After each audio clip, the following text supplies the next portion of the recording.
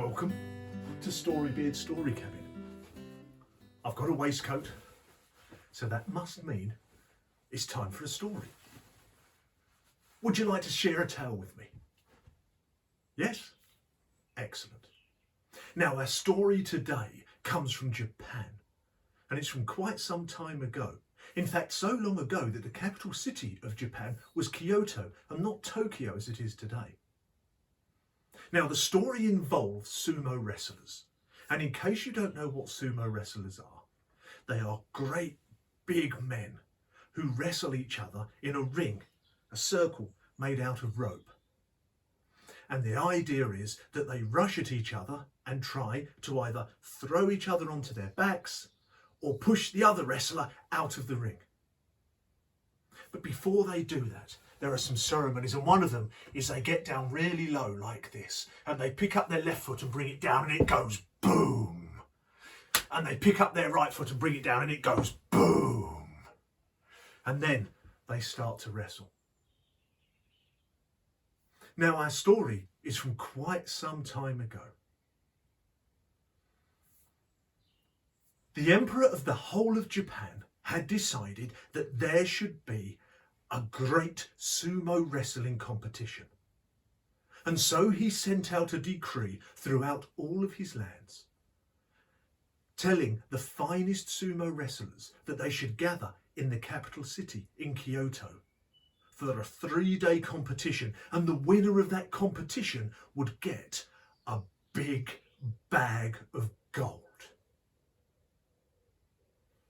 Far in the north of Japan lived a sumo wrestler called Forever Mountain.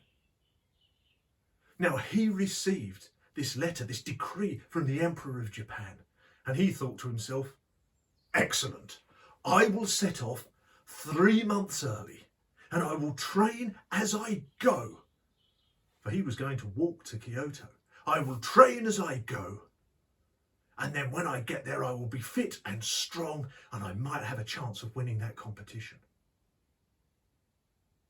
So Forever Mountain set out.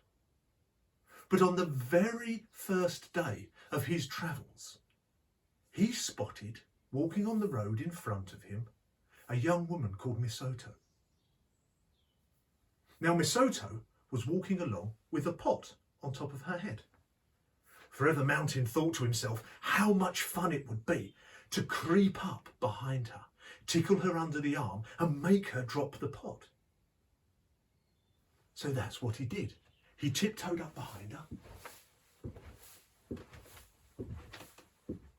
He put out one finger and he went to tickle her under the arm. As he did so, Misoto put down her arm and trapped Forever Mountain's finger. Forever Mountain thought to himself, that is no problem, for I am Forever Mountain, sumo wrestler, big and strong, and she is but a slight woman. I will easily pull my finger out from under her arm. And so he started to pull. Hey, hey, hey,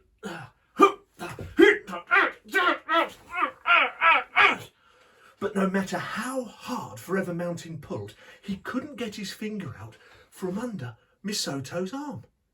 And Misoto just kept walking with his finger trapped under her arm and kept walking down the road.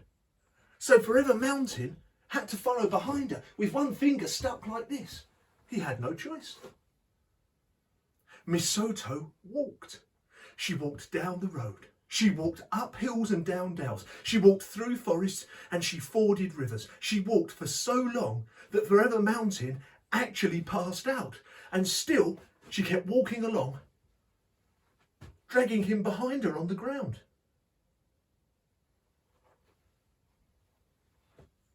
When she got home, which was a farm at the foot of some hills, she let go of Forever Mountain's finger, went over to the well, got some water and sprinkled it on his face. Forever Mountain woke up.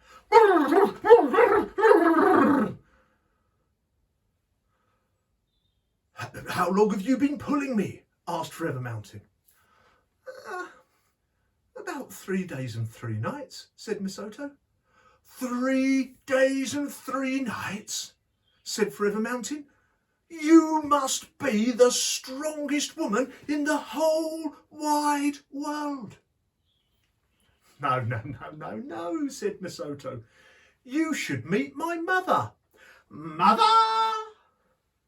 And round the corner of the farmhouse came a woman carrying an entire cow on her shoulders. She walked up, she went, "Oh, hello, dear. Who's this?" Forever Mountain introduced himself. She said, "Hold on just a second, I'll just put this cow down so I can say hello properly." She picked up the cow from off her shoulders with 2 hands and then put it down onto the ground with 1 hand, an entire cow. Forever Mountain went, "Oh, you must be the strongest woman in the whole wide world." No, no, no, no, no, said Misoto's mother. You should meet my mother. Mother! And round the corner came an elderly lady walking with a stick. Halfway down the path, she tripped up over a tree root. Oh! She looked down, she said, "Do you know, that is the 3rd time this week I've almost fallen over that tree root." And still holding on to her stick with 1 hand, she bent down, she took hold of the tree root and she pulled the entire tree up out of the ground. Then she put both hands underneath that tree trunk and she threw it away end over end over the top of the distant hills.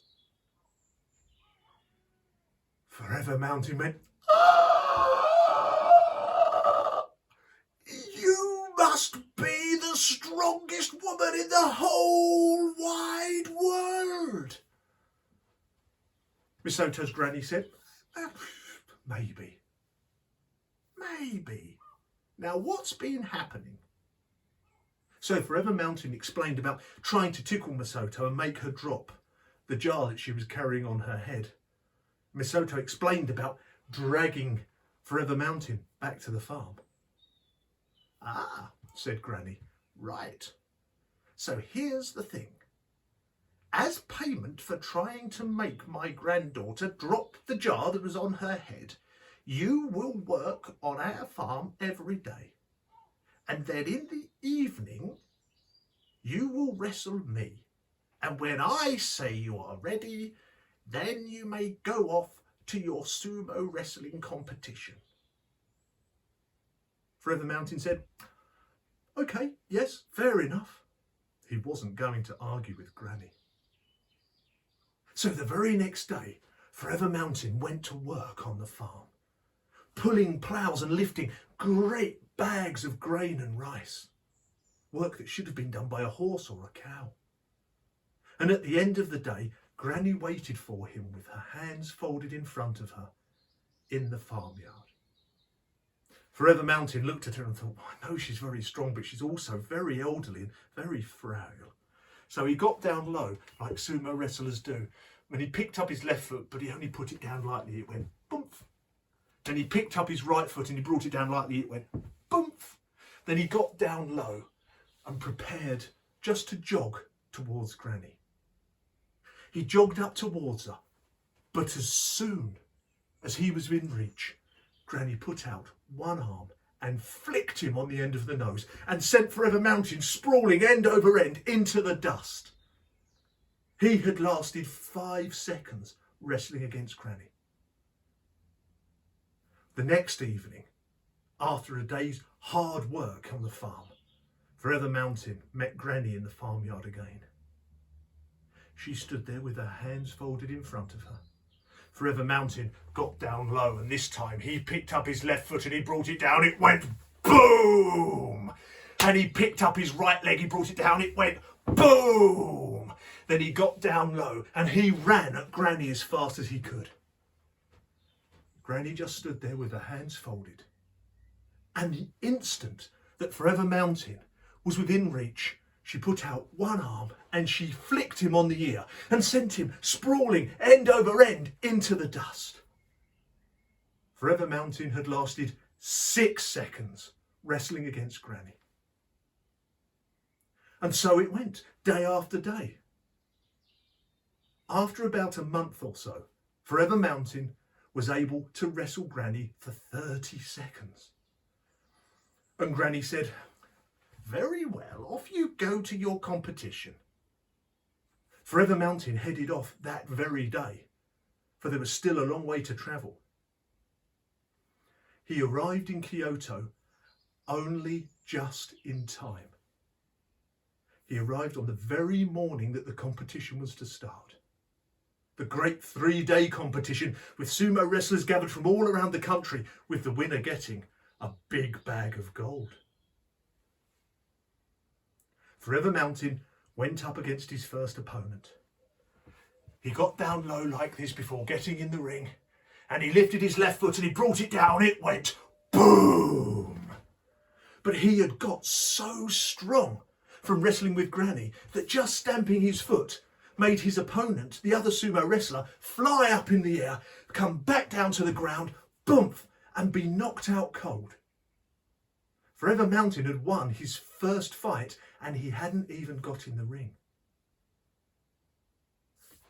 For the next fight he thought, well, I'd better at least let them get in the ring with me. So when he came to stamp his feet, he just stamped quietly, boomf, and boomf. He stepped in the ring, he got down low, and then suddenly he thought, no. And he stood up and he crossed his hands in front of him, just like Granny had. The other sumo wrestler thought, well, this is going to be easy, and he rushed at Forever Mountain as fast as he could. But Forever Mountain had been made so strong by Granny's training that the other sumo wrestler just bounced straight off him, out of the ring, and was knocked out cold. And so it went throughout the rest of that morning. No sumo wrestler could stand against Forever Mountain for more than a few seconds. By lunchtime on the first day, the competition was finished. Forever Mountain had beaten every other sumo wrestler. The Emperor of the whole of Japan called Forever Mountain over. "Forever Mountain, come here." "Well, that competition finished a little more quickly than I was planning. 3 days it was meant to be, and thanks to you it was only half a day." "Sorry, Your Majesty," said Forever Mountain. "Nevertheless, the prize is yours, the big bag of gold. But there is one condition." "What's that?" said Forever Mountain. "You may never, ever enter a sumo wrestling competition again. I mean, look!" And on the other side of the Emperor's throne was an enormous pile of sumo wrestlers, all still unconscious, where they'd been beaten in the ring by Forever Mountain. Forever Mountain said, "Well, fair enough." He picked up the big bag of gold with one hand, put it over his shoulder, and walked out of Kyoto back to the farm, where he shared the money with Misoto and her mother and her grandmother. And as far as anyone knows, they all lived happily ever after. But that is not quite the end of the story, my friends. For if you go to certain parts of northern Japan today, so I am told, if there is a really loud boom of thunder, people will say to each other, "That's Forever Mountain stamping his foot." But if it's followed up by an even louder boom, people will nod at each other and say, "Maybe, but that's Granny teaching him a lesson." And that, my friends, is the story of Forever Mountain and Misoto. I hope you've enjoyed it and that you'll come back to join me here in the story cabin for another story on another day. Until then, take care. Bye bye now.